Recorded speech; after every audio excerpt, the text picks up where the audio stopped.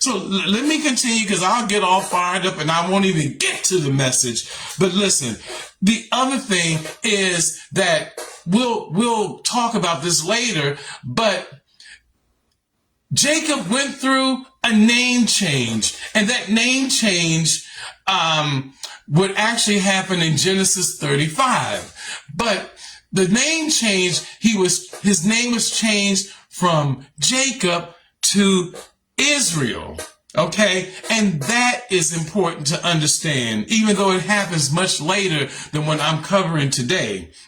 But listen, Israel simply means that God prevails, and it also means the one who struggles with God.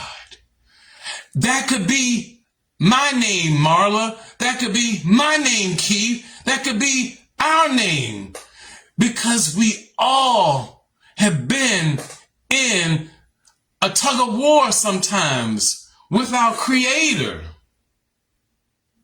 And it's important that you know these things before we go into it, because this is what I consider to be the hope of glory, that someone who is despicable as me, someone who has lied in his life, someone who has cheated in his life, someone who has been a drunkard in his life, someone who has defiled his body in this life. And I'm not talking about y'all, I'm talking about me.